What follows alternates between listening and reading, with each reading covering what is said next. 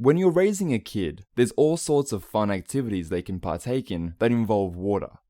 Maybe it's heading to the community pool or a neighbor's pool. Perhaps it's going tubing or swimming in the local creek, lake, or river. Or it could even be just splashing about in the bath or around the house. Regardless of what activity involves the water, there's a big factor of safety at play here. You see, every year countless infants, toddlers, and children drown or face some sort of injury while playing around or in the water. The obvious solution would be to avoid water and your children entirely, right? Oh come on, that's just silly. In reality, the best thing you can do is inform yourself to be better prepared for everything water when it comes to your kids. So, how can you do that? Well, in this brief but super information-packed digital course, you'll learn a number of things. From teaching your kids safety around various bodies and elements of water, to child-proofing your house and being informed about the many potential dangers of water, it's all covered in this 100% free course. Just grab your copy using the button on the page below. When you're raising a kid, there's all sorts of fun activities they can partake in that involve water.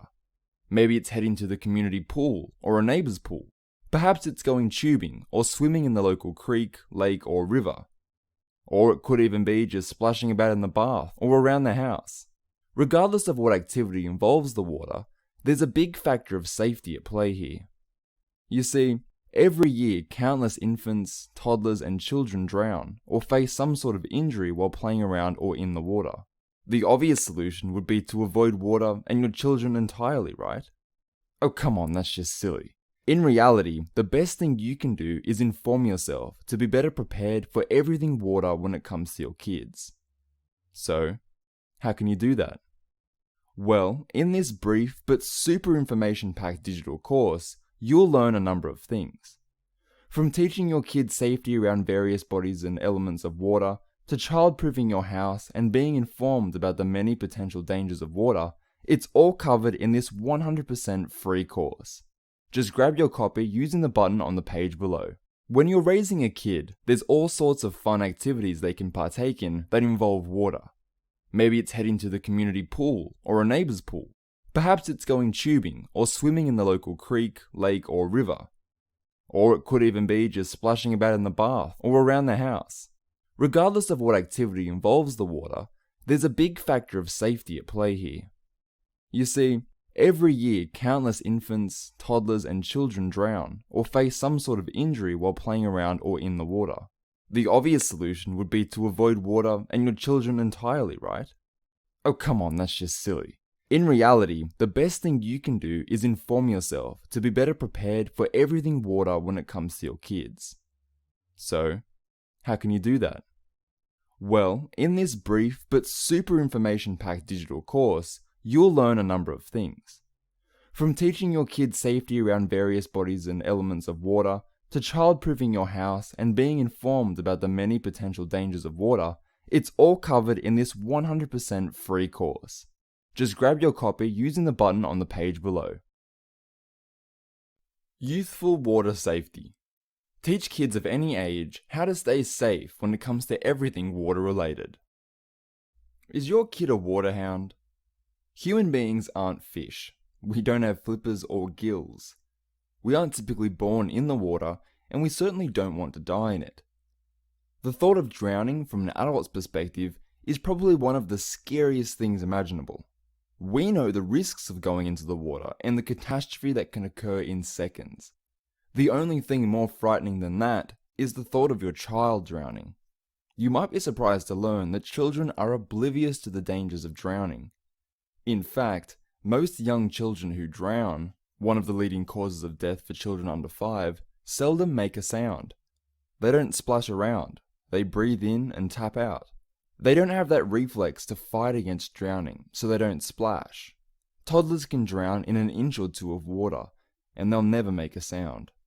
Do I have your attention? You should also realize that 1,500 children will likely drown this year.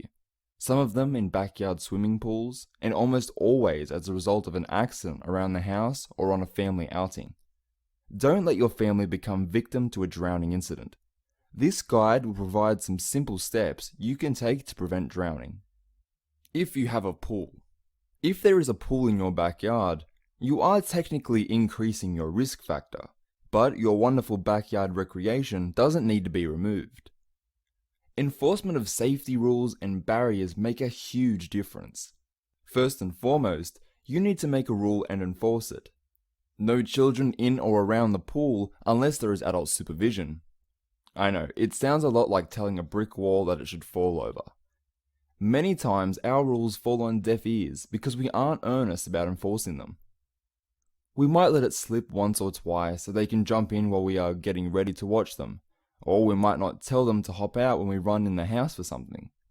We find ourselves getting bored watching them play if we aren't with them in the water, and choose to scroll through the nook or play on the phone while they splash around. Break these habits, make a rule and stick to it.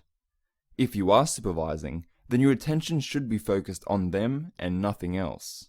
Remember, if they start drowning, they might not make any noise at all to alert you. Don't leave a roast in the oven that needs checking. If you leave for any reason, get them out of the pool. If you see them near it in the backyard, then they need to be reminded to stay away. Don't compromise this rule. If you are going to have it, then it needs to be enforced. Another thing to consider is the use of a pool fence. It's exactly what it sounds like. You construct a fence around the pool area to deny access in absence of adult supervision. The same rules apply as above. If the kids are in the pool, then you are watching. This also prevents neighbor kids from accessing the pool when you aren't around. The ones who will break the rules to sneak in when you aren't around are at the highest risk of drowning, because they aren't going to care about being safe either. A pool fence fulfills the basic strategy of preventing disaster by separating the components that lead to risky activity, in this case, unsupervised children and water.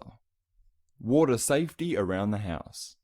Babies and toddlers are at the highest risk of drowning around the house, and as such, it's best not to leave standing water around. The best defense against drowning is to remove access to any water unless they are drinking it, which should also be under your supervision. I will never figure out why young children are so fascinated by toilets or bathrooms in general. If you have baby gates scattered around the house, it might be a good idea to block off the bathroom as part of your safety plan, the same way you would block off the kitchen to keep them away from sharps and heat. Yes, that means that you might have to answer every request for access, but in the grand scheme of things, you won't need to worry about them climbing into the toilet. If they are still in diapers, this obviously isn't going to be much of an issue. Once they start learning to use the big potty, make sure you reinforce that it's a filthy place and that it's used for business and nothing else. Don't leave standing water around. No buckets, no ice chests. When your child is scooting around the house, they don't have any reason to be around standing water that could hurt them. Again, this is mainly for babies and toddlers who are at the highest risk of drowning in the home. Don't allow them access to any kind of container they can fall or climb into. The bathtub is another danger area. As they grow, you'll need to spend less attention on the bathing process, but always supervise them in the tub until then. This is a good time to talk to them about water safety, as well as reinforcing how dangerous bath time can actually be. Warn them about slick floors and falling. Remind them that everything in the bathroom is going to hurt if they hit their head. Just like with potty training, the bathroom should be a business zone to be taken seriously, not a hangout when they are out of mum's view. Safety at the beach. The perfect family vacation for most, a trip to the beach carries with it a promise of a perfect day. Don't let that perfection be spoiled by disaster. Be prepared, have a plan, set ground rules, and most importantly, don't let small children out of your sight.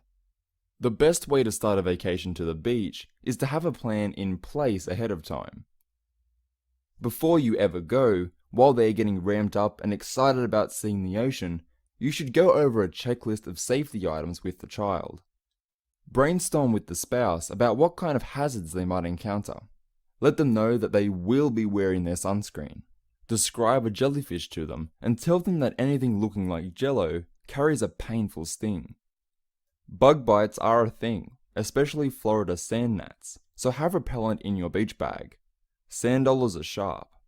And most importantly, let them know that there will be limits to how far out in the water they can wade. Don't bother telling them that undertow isn't safe for children. Tell them how dangerous it is for professional divers. Drowning accidents can happen to adults too, especially those who underestimate the strong currents in the ocean. When I was little, my dad would use himself as a sort of barrier. I always had to stay between him and the beach, and he was always in the water if I was. I got a little bored sometimes and shifted to making sandcastles. I couldn't understand why he was being such a stick in the mud, but you know what? I understand now, and someday your kids will too. Make sure they live long enough to resonate. The rules you set at the house need to be enforced when you actually arrive. Under no circumstances should a young child be alone in the water, and your eyes should stay fixed on them. I'm generally not a fan of hovering over a kid to keep them safe, but this is an exception. Don't let them get away from you, where you won't be able to save them should something happen, and keep your eyes on them while swimming. The ocean can be fun, but the beachside can be a very dangerous place for kids. Call attention to fun things on the beach, like the usual litter from sea organisms or hermit crabs that might be strolling close to the surf. Keep it fun, but be extremely protective in this environment. Remember, even surfers and other experienced ocean goers have their share of mishaps. Safety at the lake or riverfront. Just because it isn't the ocean doesn't mean it isn't dangerous. If you're out in a boat, make sure all of the normal safety gear is in place. Life preservers should be standard equipment, and there's really no reason not to have them.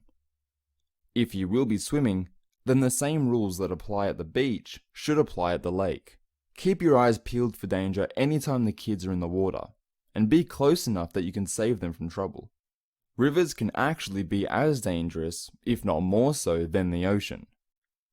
When I was about 21 years old, I had the unfortunate experience of standing at the riverfront in St. Louis while a child drowned about 100 meters away. There were a bunch of kids, possibly 10 to 14 years old, wandering out into the river on floating logs that had piled up. One in particular was the victim for a moment I'll never forget. I saw him on the logs, looked away for a moment to tell my friends about it, and when I turned around, he had vanished. His friends and family were standing close by in a panic.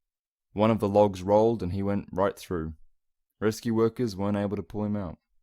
The Mississippi River claimed another victim because the parents accepted the risk of letting their kid play on some logs. Imagine being in their head at that moment.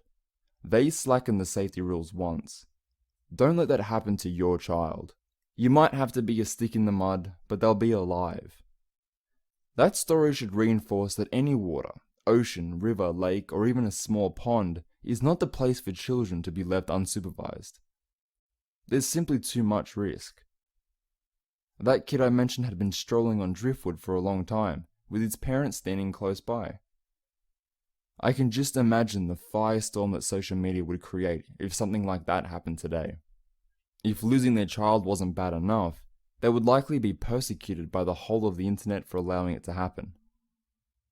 The consequences of water are swift and severe. It doesn't take very long to drown, less than a minute, and while the situation might look safe at a glance, every minute you aren't watching could be the wrong minute to turn your head. That's not to mention boating accidents or animals in certain environments. You go to the lake to swim and relax, but don't relax your safety or that of your kids. Try to make a list of all the possible dangers you could face and have a plan in place for each one. The best way to prevent an accident is to be aware of the risks and set the rules in a way that minimizes them. Water safety conclusion. The water is a fun place to visit. Memories of beaches and pool parties last forever. Some of the best memories happen around lakes, rivers, the oceans, or even the backyard pool. Keep these memories happy by preventing disaster. It's as simple as evaluating the risks and setting the rules based on your evaluation. It's about keeping the kids close enough that you can protect them from danger, or save them if something happens. It means being ever watchful. You can still have fun while exercising caution, so don't let your fun overshadow the safety of your kids.